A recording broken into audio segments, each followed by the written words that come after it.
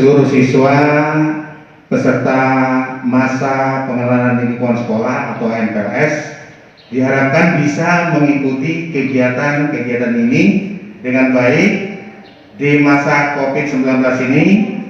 Nanti beberapa materi akan disampaikan oleh Bapak Kapolsek, yaitu mewakili Bapak Joni Handoko. Kepada Bapak Kanit Joni Handoko dipersilakan.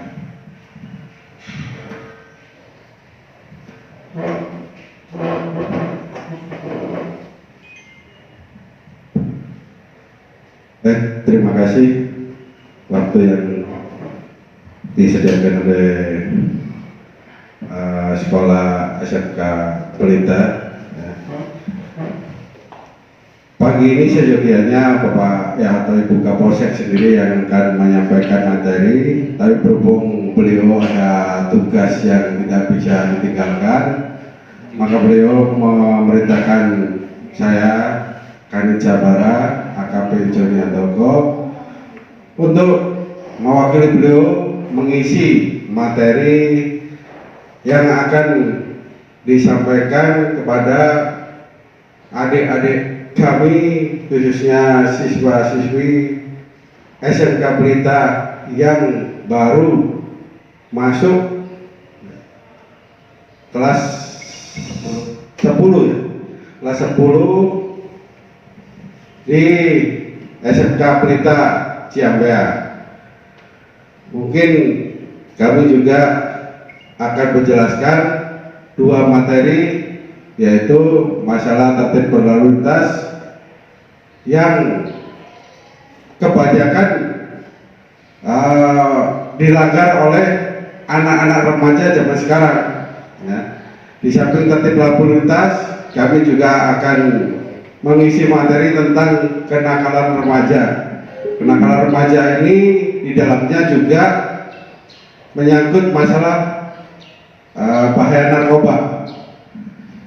Mungkin tidak banyak lebar, langsung saya akan menginjak ke materi saja, ya Pak ya. Baik, terima kasih.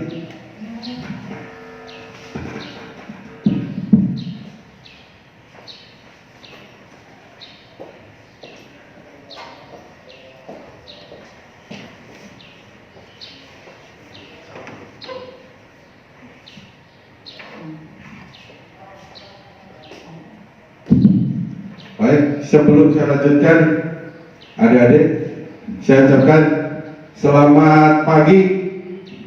Assalamualaikum warahmatullahi wabarakatuh. Pagi ini kami akan mengisi yang pertama, yaitu masalah tertib berlalu lintas. Lalu lintas atau tertib lalu lintas atau pemerintah, khususnya pihak kepolisian, terkhusus mengenai peraturan lalu lintas. Polri, khususnya lalu lintas, mempunyai moto, yaitu jadilah pelopor keselamatan berlalu lintas dan budayakan keselamatan sebagai kebutuhan. Ini mengandung arti, ya, jadilah pelopor keselamatan berlalu lintas, dikandung maksud kita, ya, kita pengguna jalan raya atau pengguna kendaraan bermotor memelopori atau sebagai contoh bahwa kita tertib berlalu lintas dari diri kita sendiri. Ya, kalau sudah kita tertib dari diri sendiri, insya Allah keselamatan akan mengikuti, dan pengguna jalan lain juga akan ikut tertib. Itulah gunanya yang dinamakan jadilah pelopor keselamatan. Dan yang selanjutnya masalah arti daripada budayakan keselamatan sebagai kebutuhan. Ya, seperti kita konsumsi makanan atau minuman. Makanan, minuman, kalau kita tidak makan dan minum berarti kita mati. Juga masalah lalu lintas. Kenapa keselamatan sebagai kebutuhan? Karena di jalan raya keselamatan itulah yang paling utama. Jadi dibutuhkan keselamatan di jalan raya. Itu maksudnya daripada budayakan keselamatan sebagai kebutuhan. Itu arti daripada jadilah pelopor keselamatan berlalu lintas dan budayakan keselamatan sebagai kebutuhan.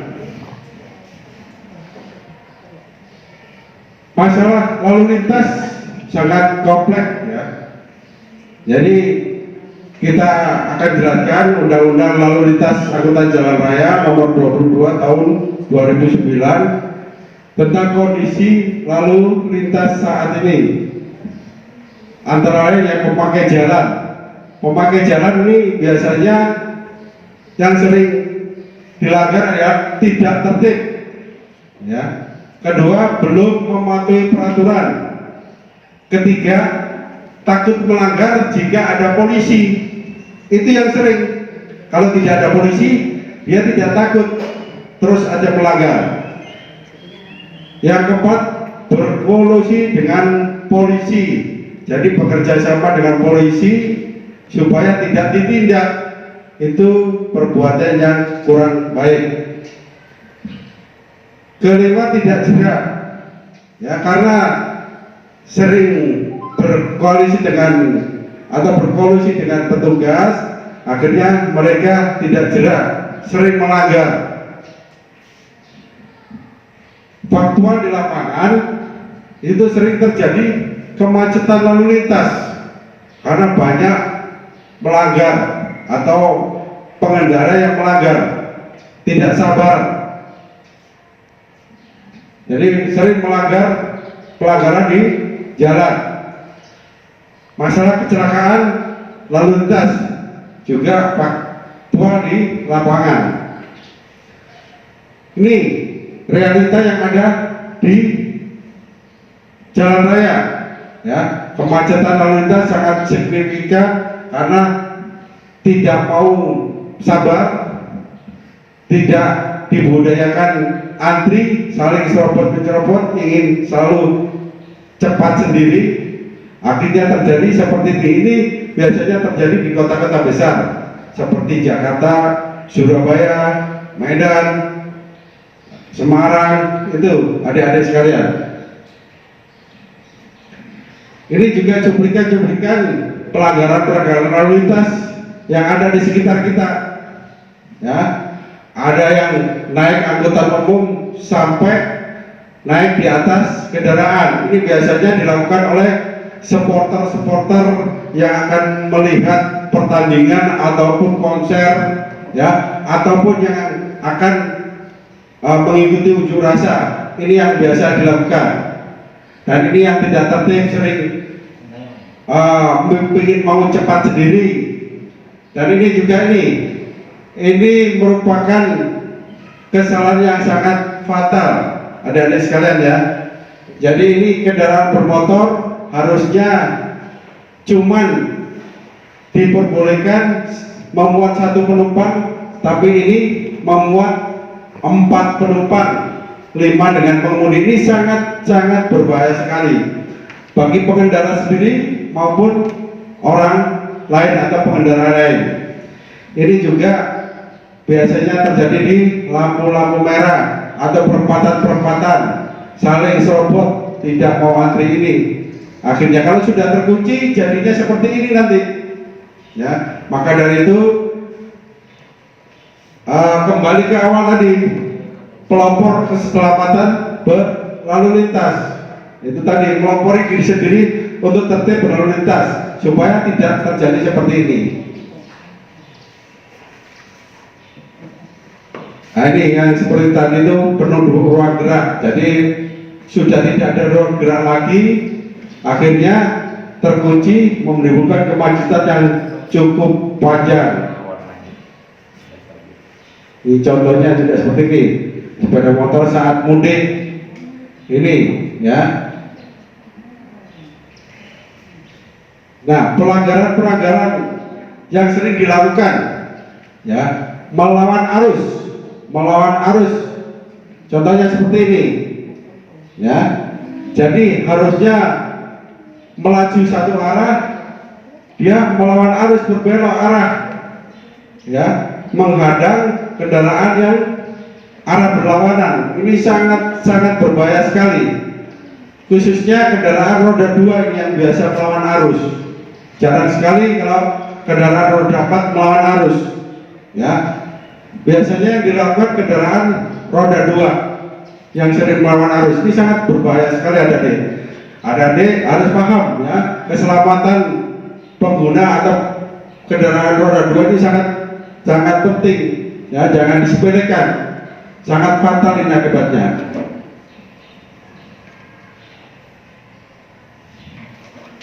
Ini yang kedua, ngebut, ya.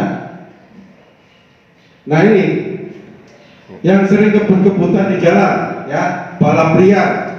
Adik-adik kalau punya hobi kebut-kebutan, disalurkan ke tempat yang benar, ya, mengikuti aturan. Mungkin nanti pemerintah akan mengadakan atau Pemda setempat akan mengadakan kejuaraan junior balap motor. Itu nanti ada tempatnya. Kalau ini dilakukan di jalan raya tanpa melihat atau keamanan diri sendiri, nih, tidak memperhitungkan keamanan diri sendiri, ya. Nih, akibatnya fatal seperti ini.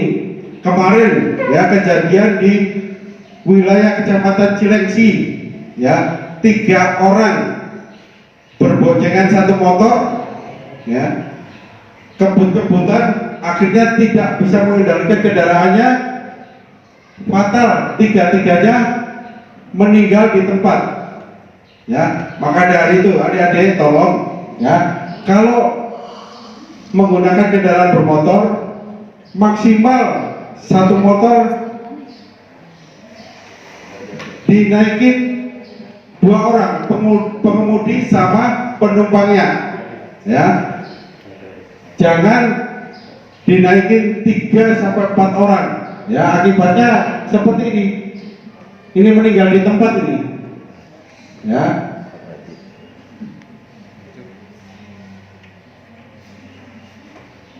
Yang ketiga, mendahului pada saat yang tidak tepat.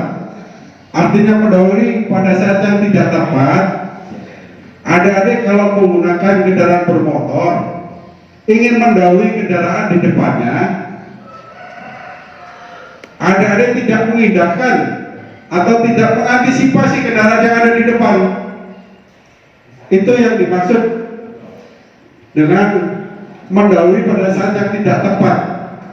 Jadi timbulnya akan bertabrakan dengan kendaraan yang ada di depannya, ya, yang berlawanan arah. Jadi harus, kalau adik-adik mendahului kendaraan di depan, pastikan bahwa kendaraan yang dari arah depan itu kosong.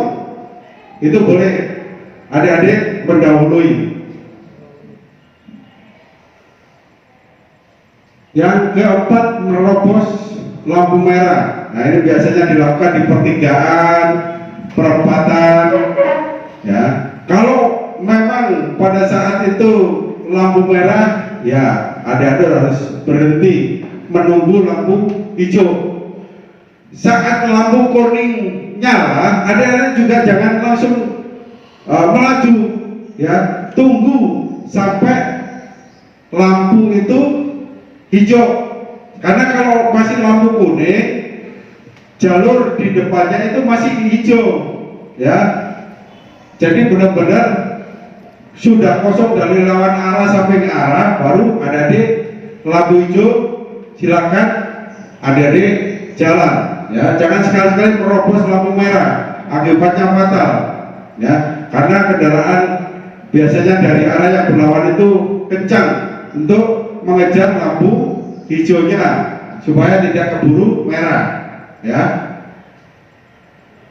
Terus yang kelima, menggunakan helm atau tidak menggunakan helm SNI, Ya biasanya ini yang sering dilakukan anak-anak remaja kalau menggunakan kendaraan bermotor tanpa menggunakan helm standar nasional Indonesia, ya, yang sudah ditentukan oleh pemerintah.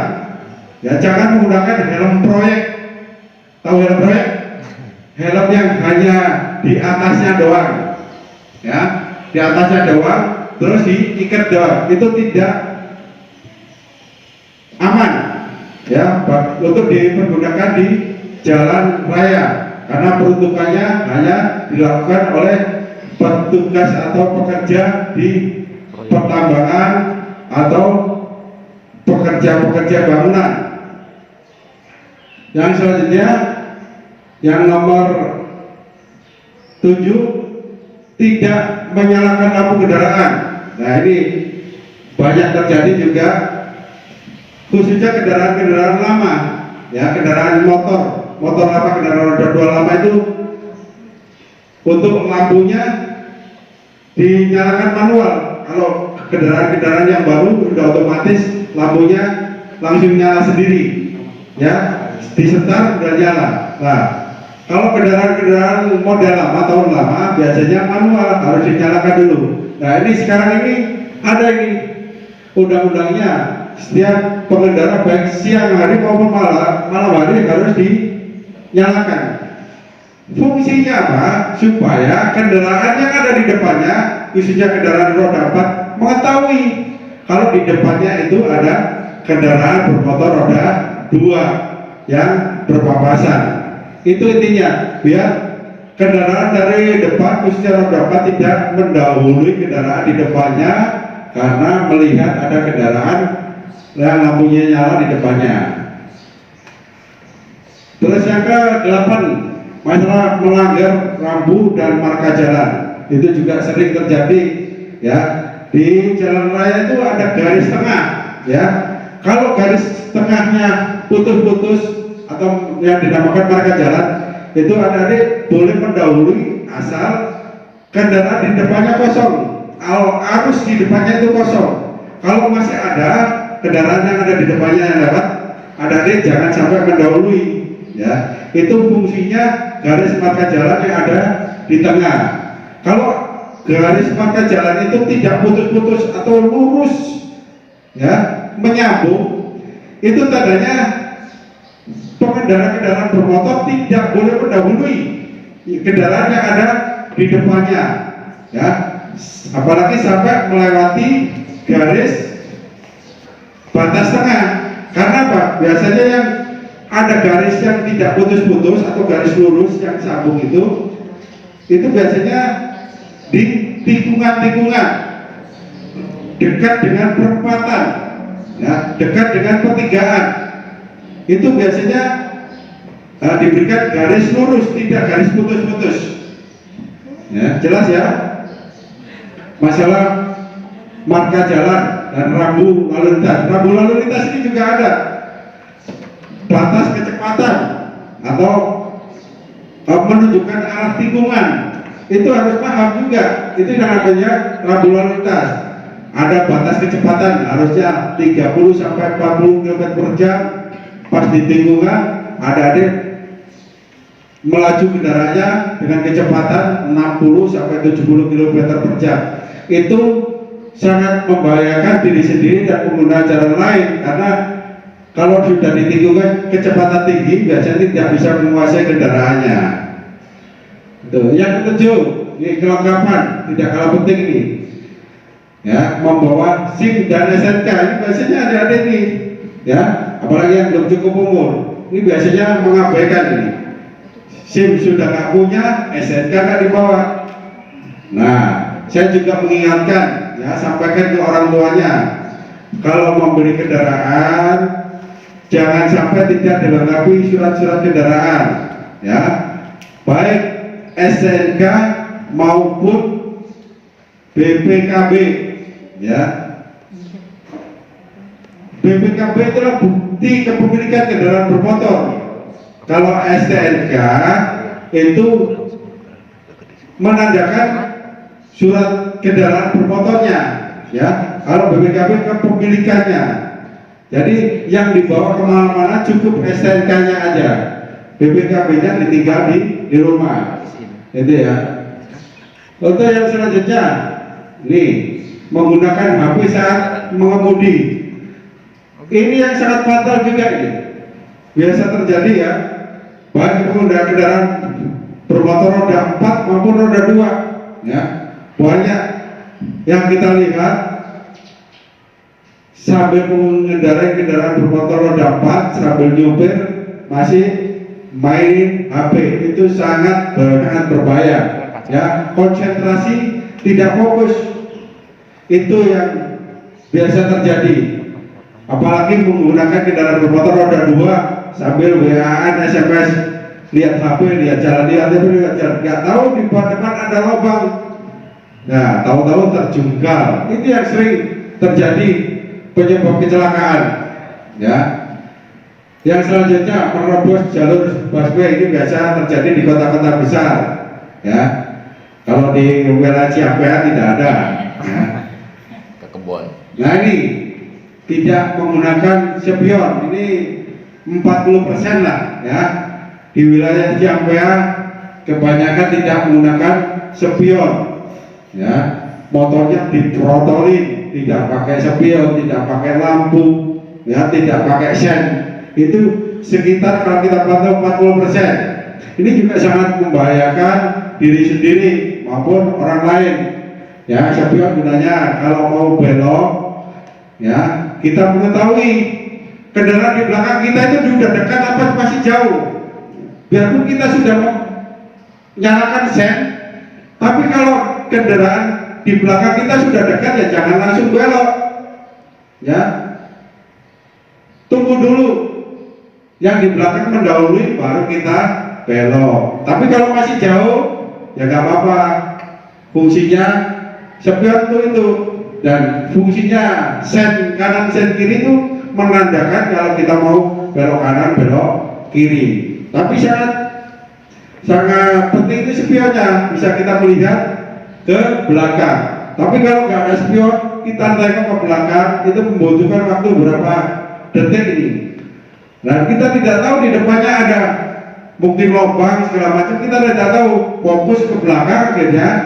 Tapi kalau melihat depan spion, minimal melirik aja sudah cukup. Itu gunanya, ya, menggunakan spion. Nah ini juga gitu, berkendaraan lewat trotoar ini banyak juga, ya. Tidak di kota besar aja, di Ciampea juga terjadi, ya. Tidak di trotoar yang pejalan kaki, tapi biasanya melintasi jembatan kan misalnya ada sekatan untuk pejalan kaki nih, ada trotoar sedikit di pinggir kanan kiri jembatan, itu biasanya dilewati oleh kendaraan bermotor, baik saat macet maupun tidak. Itu sangat berbahaya. Apalagi batas daripada trotoar sama jalan itu biasanya ada besi, itu yang sering licin kalau dilewati. Ini beberapa, ya, pelanggaran-pelanggaran yang sering dilakukan oleh pengendara kendaraan bermotor.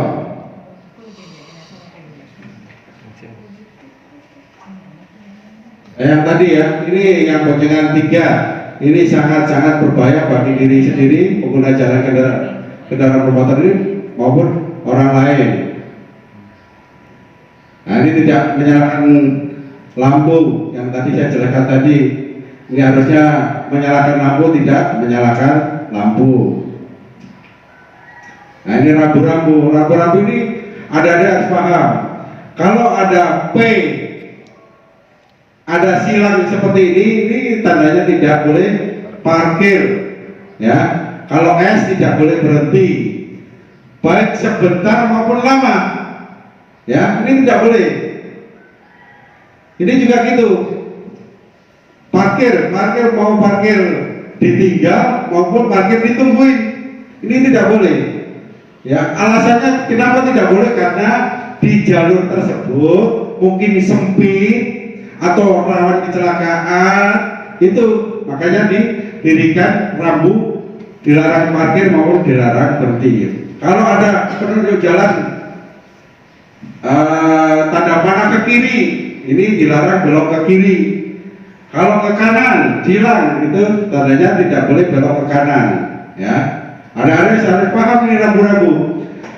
Adik-adik kalau mengajukan permohonan SIM, adik-adik harus belajar ini dulu agar bisa layak mendapatkan SIM. Kalau adik-adik tidak paham dengan ragu-ragu, adik-adik tidak akan dikeluarkan kalau mengajukan permohonan SIM. Ya. Nah ini penggunaan yang tidak semestinya, ini sangat-sangat membahayakan sekali.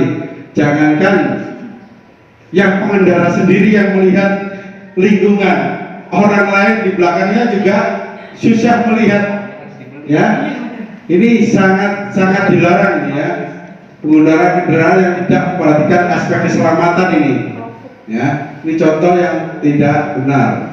Harusnya kalau membawa barang seperti ini ada tempatnya, mungkin pakai keranjang atau kendaraan yang sekarang sudah ada kendaraan roda 3 ya, yang dimodifikasi untuk mengangkut barang seperti ini. Batasnya tidak terlalu banyak. Nah, ini contoh yang tadi tidak ada spionnya. Ada spion cuma 1. Ini kurang maksimal kita untuk melihat situasi di belakang, ya. Karena spion kiri tidak bisa melihat arah orang yang mendahului kita, ya. Karena kadang-kadang orang itu mendahului dari kiri maupun dari kanan, ya. Kita makanya dua-duanya harus ada. Kalau kita mau belok ke kiri, kita melihat spion kiri, ada nggak yang mau mendahului sebelah kiri. Kalau mau belok ke kanan, ada nggak orang yang mendahului sebelah kanan. Itu fungsinya. Spion harus ada dua-duanya. Nah ini masalah yang pengendara bermotor yang melewati trotoar, harusnya digunakan oleh pejalan kaki, kendaraan motor ikut menggunakan. Akhirnya pengendara pejalan kakinya tidak mendapatkan tempat. Ini keselamatan pejalan kaki sangat rawan, ya. Nah ini, ya, biasanya ini bahkan perempuan ini ya, habis sen kanan begitu balik arah lurus tidak dimatikan sen kanannya, terus saja sampai Orang bingung. belok kiri baru dia ngeh kalau tadi masih sen kanan. Itu biasanya kebanyakan ibu-ibu, nah, perempuan banyak kan, tapi tidak membuktikan laki-laki juga ada. Ya, ini sangat rawan karena membingungkan pengendara jalan belakangnya, pengendara lainnya ada di belakangnya, mau mendahului di sebelah kanan tidak ada sen kanan, mau mendahului di sebelah kiri kok ini nggak ke kanan. Itu yang membahayakan pengendara di belakangnya. Maka dari itu ada juga kalau mengendara kendaraan bermotor, khususnya pakai kendaraan roda 2, kalau habis belok kanan kembali ke jalur utama lagi, ya harus di netralkan lagi. Nah ini menggunakan HP yang saya sudah ceritakan ya, tidak diperkenalkan karena sangat membahayakan diri sendiri maupun pengguna jalan lain. Nah ini menerobos jalur busway khususnya di kota-kota besar.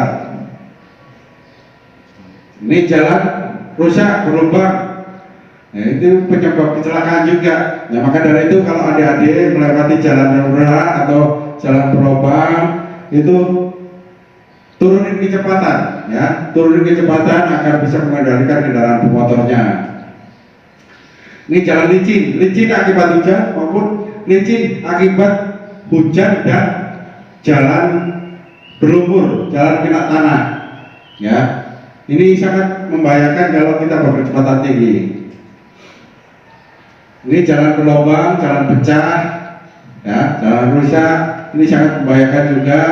Ini diharapkan untuk kecepatannya dikurangi. Ini jalur banjir itu juga gitu. Kalau bisa dihindari jalan-jalan yang tergenang air cukup tinggi. Kalau cuma sedikit aja nggak masalah, tapi kalau udah tinggi harus dihindari, jangan diterobos. Ini faktor-faktor yang penyebab kecelakaan nih, yang tadi saya sudah jelaskan. Faktor dari pengemudi sendiri tidak disiplin, tidak hati-hati, kurang konsentrasi. Ini faktor kendaraannya yang tidak layak jalan, bannya pecah atau bannya retak-retak masih dipaksain, terus rem atau lampu tidak berfungsi maksimal, itu juga faktor. Atau muatan yang berlebihan, itu juga faktor, ya. Atau bukan peruntukannya, itu juga faktor penyebab kecelakaan. Faktor jalan dan lingkungan juga gitu, jalan sempit, berlubang, tikungan, tanjakan, turunan, itu juga faktor penyebab kecelakaan kalau kita tidak hati-hati. Faktor juga cuaca, itu juga penyebab bisa jadi kecelakaan, hujan, licin, dan kabut. Nah, penyebab kecelakaan lalu lintas, ya, dari diri pengendara, itu emosi, tidak sabaran, ya, tidak terampil, tidak konsentrasi. Ini yang kadang-kadang main HP, ya, terus terburu-buru. Ya, ini banyak kan masyarakat kalau dihentikan petugas alasannya buru-buru, ya, kelaikan kendaraan dan cuaca. Kewajiban pengemudi, ya, kewajiban pengemudi yang saya ceritakan tadi harus tertib, ya, tertib, terus mencegah hal-hal yang tidak diinginkan atau bertentangan membahayakan keamanan. Ya, ini ada pasal 105 Undang-Undang Lalu Lintas Jalan Raya nomor 22 tahun 2009. Ini kewajiban pengendara kendaraan bermotor. Ini adik-adik kalau menggunakan kendaraan bermotor ini harus mempunyai SIM, itu harus sebenarnya, ya. Dilengkapi SNK. Pengendara penumpang wajib menggunakan helm, ya. Sepeda motor tidak lebih dari 1 orang penumpangnya, ya. Wajib menyalakan lampu, menggunakan jalur kiri jalan. Nah, ini banyakkan ini motor ambil jalur tengah terus, ya. Tidak mengindahkan pengguna jalan kendaraan roda 4. Ya. Akhirnya yang ngalah bukan kendaraan roda 2, malah roda 4 yang ngalah. Nah, dilarang berbalapan dengan kendaraan bermotor lain. Ini biasanya nih yang muda-muda ini begitu disalip dari belakang sedikit aja udah emosi, akhirnya dikejar. Ya, ini ya, secara otomatis akan terjadi kejar-kejaran. Ini sangat membahayakan. Ini kewajiban pengemudi harus mematuhi apa yang saya jelaskan dari awal tadi. Rambu lalu lintas, marka jalan, memberi isyarat lalu lintas, mau belok kanan, belok kiri, ya, gerakan tangan, gerakan lalu lintas itu bisa dilakukan, ya. Berhenti dan parkir juga jangan sembarangan. Membunyikan bunyi-bunyian atau sinar, ini harus tidak sembarangan pengendara, ya, yang memakai ini bunyi dan sinar ini. Ini harusnya petugas. Kalau masyarakat umum tidak diperkenankan kecuali insidentil, ya. Contohnya tidak ada pengawalan begitu membawa rombongan jenazah, bisa jadi tidak masalah, ya, asal juga mematuhi peraturan lalu lintas yang lain. Tidak asal karena membawa jenazah mengabaikan keselamatan sendiri juga pengendara yang lain. Intinya tidak boleh memaksakan, ya. Kalau toh memang macet banget, ya tetap, ya, harus jangan mentang-mentang bawa orang atau bawa jenazah main semuanya harus mengalah, tidak seperti itu, ya. Kecepatan juga harus diperhatikan, dan cara menggandeng menempelkan kendaraan lain.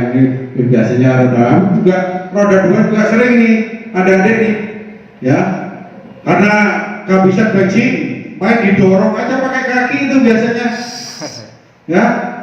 Itu sangat berbahaya itu, ya, sangat berbahaya sekali. Jangan dilakukan seperti itu. Ini tata cara mengemudi mungkin adik-adik juga sudah paham, berhubungannya juga sudah saya jelaskan dari awal ya, hindari pelanggaran-pelanggaran ya.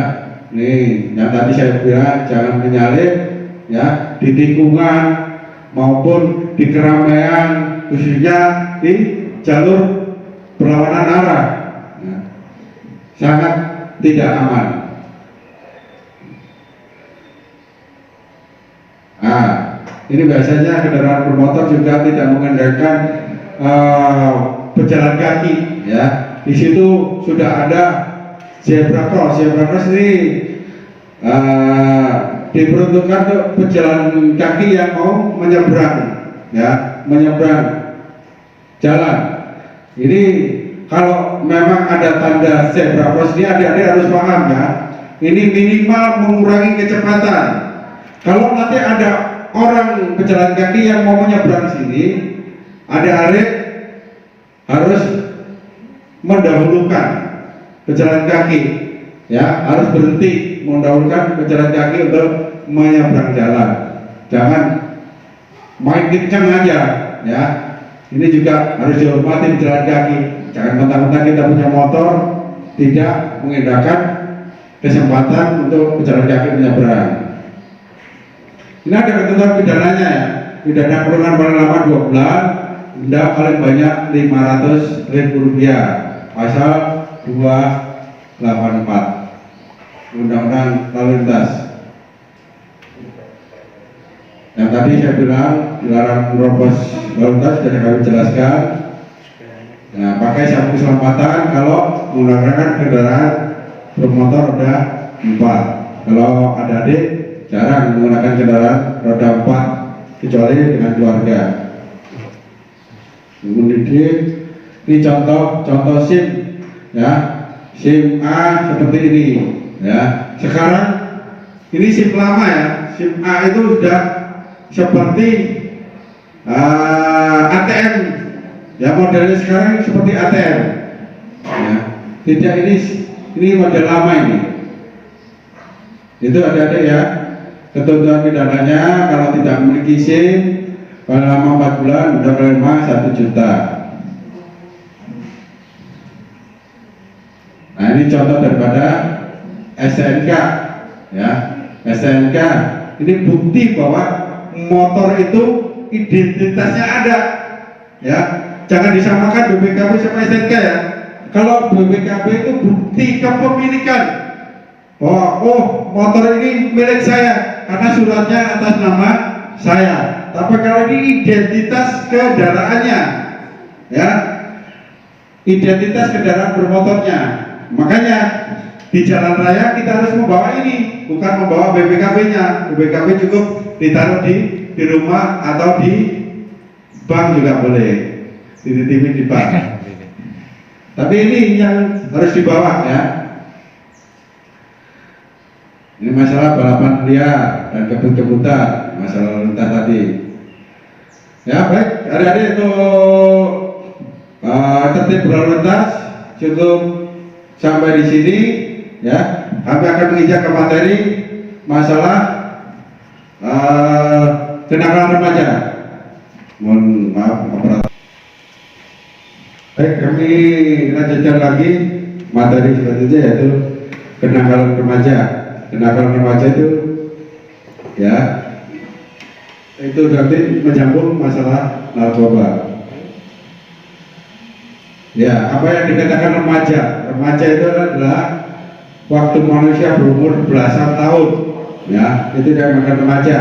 Pada manusia yang tidak dapat disebut sudah dewasa, tetapi juga tidak bisa disebut anak-anak. Itulah remaja. Ya, masa remaja, masa peralihan manusia dari anak-anak ke dewasa, itu namanya remaja. Ya, remaja merupakan masa peralihan antara masa anak dan dewasa. Nah, kenakalan remaja, ya, kenakalan remaja definisikan itu kalau dari ilmu sosiologi, ya, kenakalan remaja merupakan gejala sosial, ya. Kenakalan remaja itu gejala sosial, ya, pada orang berumur belasan tahun, ya, yang disebabkan oleh satu bentuk pengabaian sosial, jadi tidak melihat, ya, akibat-akibat daripada di masyarakat, itu mengabaikan sosial, ya. Mereka mengabaikan lingkungannya, ya. Mereka hanya mengembangkan bentuk perilaku yang menyimpang, ya. Itu kenakalan remaja. Jadi sifat-sifat yang menyimpang di usia belasan tahun. Jenis-jenis kenakalan remaja, ya, penyalahgunaan narkoba, penyimpangan seks bebas, pornografi, porno aksi, tawuran, keributan di jalan. Ini udah kompleks, 5 poin ini udah sering para remaja lakukan, ya, untuk sekarang ini, ya. Masalah penyalahgunaan narkoba, ya. Nih, penyalahgunaan narkoba dari pemakaian non medis atau ilegal, melanggar ilegal itu melanggar hukum, ya. Ilegal, kalau legal itu berdasarkan hukum, kalau ilegal melanggar hukum terhadap barang haram yang dinamakan narkotika, psikotropika, dan obat-obatan adiktif yang dapat merusak kesehatan, ya. Penyalahgunaan narkoba diawali dengan orang yang sering merokok. Ini biasanya kaum laki-laki, ya, yang awalnya suka merokok, ini gampang terpengaruh dengan narkoba, ya. Ini sangat mudah sekali. Diatur dalam Undang-Undang Nomor 35 Tahun 2009 tentang narkotika, Undang-Undang Nomor 5 Tahun 97 tentang psikotropika, Undang-Undang Nomor 36 Tahun 2009 tentang kesehatan. Nah, masalah seks bebas, dan ini, ya, ini banyak juga yang dilakukan karena kurang pantauan daripada orang tua, ya, adik-adik, laki-laki maupun perempuan biasanya lepas dari kondisi keluarga, ya, melakukan hubungan seks bebas di luar. Itu sangat dijauhi, ya, jangan sampai terjadi, ya, untuk khususnya adik-adik yang masih sekolah. Seks bebas juga bukan dilakukan oleh kaum remaja, ya, bahkan ibu rumah tangga pun melakukan itu, ya. Bagaimana bisa terjadi seks bebas? Ya, pertama kita kenalan dulu, ya, teman sekolah, SMA, cat di rumah, itu baru terjadi seks bebas. Akhirnya ini hamil di luar nikah. Kalau dibilang ini dari, ya, mudah-mudahan siswa-siswi di SMK Pelita ini tidak sampai terjadi seperti ini. Ini pornografi, ya, materi seksual buat manusia dalam bentuk gambar atau foto. Ini adik-adik, ya, khususnya siswa-siswi SMK Pelita, jangan sekali-kali kena rayuan cowok maupun cewek, ya, untuk video call, ya, dengan melepas pakaiannya atau segala macamnya. Ini udah masuk undang-undang pornografi, ya. Biarpun tidak melakukan hubungan badan, hubungan seksual, kalau adik-adik sudah difoto atau di video tidak memakai pakaian, ya, atau sama sekali tidak memakai, itu sudah masuk undang-undang pornografi. Undang-undang ITE juga masuk, ya. Harus paham adik-adik, ya, hati-hati, jangan mau ada rayuan seperti itu. Ini pasal 4 ayat 1, ya, setiap orang dalam produksi membuat banyak mengadakan, memperluas, menyiarkan, mengimpor, menawarkan, menjualbelikan, menyiarkan atau menjadikan pornografi. Nah, itu tadi ada di foto nanti disebarkan, ada di foto nanti buat memeras. Itu jangan. Itu kena undang-undang pornografi dan KIT, ya, ancamannya cukup berat. Nah, pengaturan pornografi, ya, pasal 3 Undang-Undang Nomor 44 Tahun 2008 disebut bahwa pengaturan pornografi bertujuan mewujudkan dan memelihara tatanan kehidupan masyarakat yang beretika. Ya, ini yang penting ini, ya, untuk mewujudkan masyarakat yang beretika, berkepribadian luhur, menjunjung tinggi nilai-nilai ketuhanan yang maha esa. Ini fungsinya supaya apa? Menghindari terjadinya kenakalan remaja ini, ya. Ini supaya tidak terjadi penyalahgunaan, ya, masalah elektronika, ya, medsos, penggunaan medsos juga begitu, memberikan penggunaan pendidikan terhadap moral dan masyarakat. Itu masalah pengaturan pornografi. Ketentuan pidananya sudah jelas, ya, ya. Undang-Undang 44 tahun 2005 sampai 29 sampai 41. Pasal 29, setiap orang produksi banyak. Ini dulu yang terjadi sama bintang sinetron itu juga, terus artis vokalis Noah, yaitu Ariel, ini sudah terjadi, ya, dulu. Ini kena undang-undang pornografi juga, ya. Nah, ini termasuk menyangkut kenakalan remaja ini, ya. Tawuran antar geng ini di luar sekolah, ya. Tawuran antar kampung ini akibat itu tadi bisa juga terpengaruh dengan narkotika, ya, pengaruh dengan lingkungan ini, ya, akibat panas-panasan, ejek-ejekan, akhirnya terjadi tawuran antar remaja. Nah, yang di bawah ini tawuran antar sekolah, ini juga gitu, ya. Alhamdulillah di SMK Pelita sampai detik ini tidak ada yang sampai tawuran menimbulkan korban jiwa. Mungkin ikut-ikutan pernah terjadi, dan alhamdulillah sampai tidak ada korban jiwa. Maka dari itu, ini yang baru masuk nih, ya, kelas 1, tolong jangan mau terpengaruh dengan orang-orang atau sekolah-sekolah lain. Jangan mau terpancing dengan ejekan-ejekan dari sekolah lain, agar tidak memicu terjadinya konflik di sekolahan dengan sekolah lain. Ini contoh-contoh kasus yang ada di Bogor nih, ya, membawa. Ini kami harapkan juga gitu untuk pengurus sekolah, guru-guru sering merazia tas-tas anak didiknya, ya. Jangan sampai tidak dirazia sekali waktu, mungkin sebulan sekali, 2 minggu sekali, atau seminggu sekali dirazia, ya, tas-tas siswa. Jangan sampai ada membawa seperti ini, gear yang dikasih tali, ya, parang, apalagi sampai membawa molotov, ya. Jangan sampai terjadi.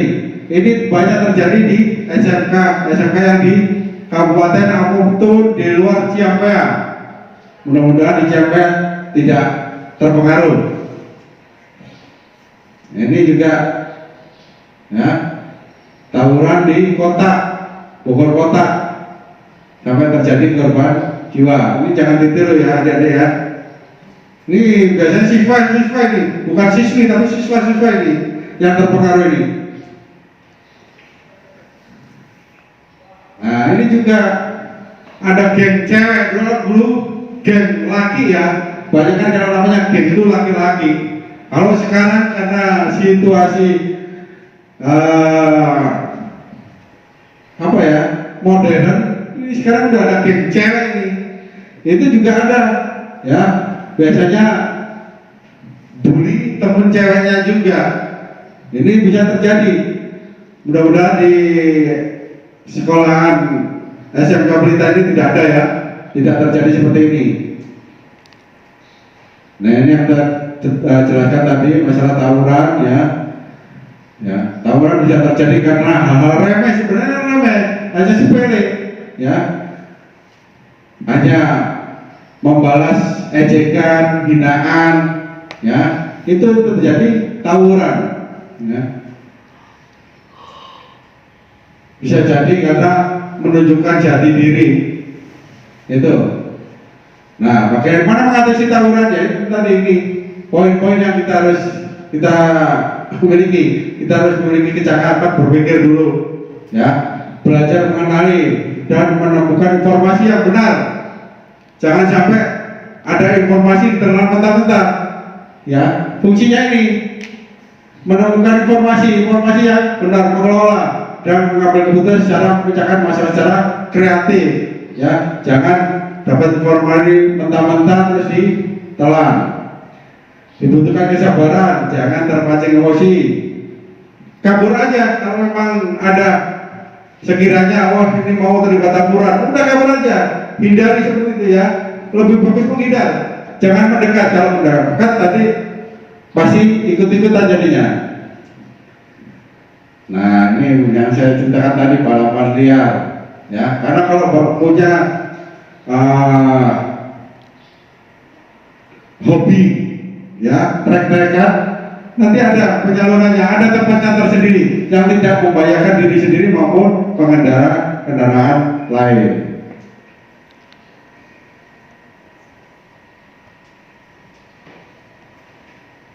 Nah ini penyebab terjadinya kendaraan remaja, ya, faktor internal, ya, mencari identitas diri, ya, mencari jati diri, itu, ya.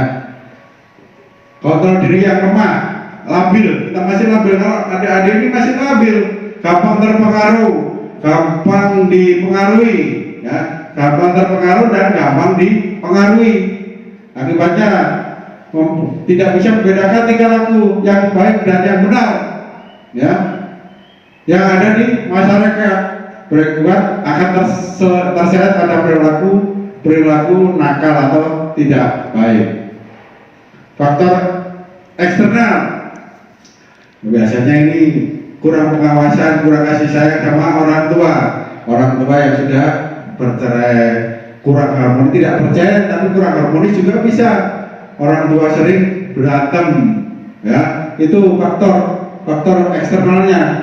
Pendidikan yang salah, ya, mungkin, ya, alhamdulillah di SMK Pelita ini pendidikannya benar-benar terprogram, tidak ngawur pendidikannya, pengawasannya juga bagus, akhirnya anak didiknya bagus, ya. Terus masalah pengetahuan agamanya juga kurang, pendidikan agama baik di rumah maupun di sekolahnya itu kurang. Ini faktor sangat mempengaruhi juga, ya. Kalau pendidikan agamanya kurang, ya, cenderung anak itu kurang arah. Salah pergaulan juga gitu, biasanya pas di luar sekolah bergaul dengan anak-anak yang tidak sekolah, itu juga pengaruhnya sangat besar, ya. Itu harus dihindari, ya, pengaruh atau bergaul dengan teman-teman yang tidak sekolah atau tidak lulus sekolah atau drop out sekolah. Biasanya banyak menyimpang ini. Kalau mereka menyimpang, ya jangan dideketin, ya, dihindari. Komunitas tempat tinggal yang kurang bagus itu juga gitu. Ini sangat mempengaruhi. Ini masalah media massa ini, ya, internet, TV, film banyak, ya. Ini harus dikontrol nih, nonton internet, film, TV, video ini, ya. Jangan melihat film-film yang tidak sesuai dengan umur, ya. Film dewasa dengan film remaja beda, ya. Ini sangat mempengaruhi. Ini juga yang harus yang bisa menangkal, mengatasi kenakalan remaja. Orang tua harus dapat jadi figur, jadi contoh orang tua di rumah, ya. Sering komunikasi sama orang tua, sama lingkungan, keluarga, itu harus nih. Penanaman ilmu agama yang kuat, ini kunci juga nih. Penanaman ilmu agama yang kuat nih, ya. Kalau pinter segala macamnya, tapi kalau agamanya kurang kuat, mudah terpengaruhi dan dipengaruhi, ya. Pilih teman yang baik sesuai dengan yang tadi. Baik, itu adik-adik sekalian, ya, karena waktu mungkin di dalam kesempatan untuk pengisi materi cukup sampai di sini, ya. Mudah-mudahan di suatu kesempatan lagi kita bisa bertemu untuk memberikan materi-materi yang lebih lanjut. Ya, terima kasih atas waktunya. Kurang lebih saya mohon maaf. Akhir wassalam. Wassalamualaikum warahmatullahi wabarakatuh.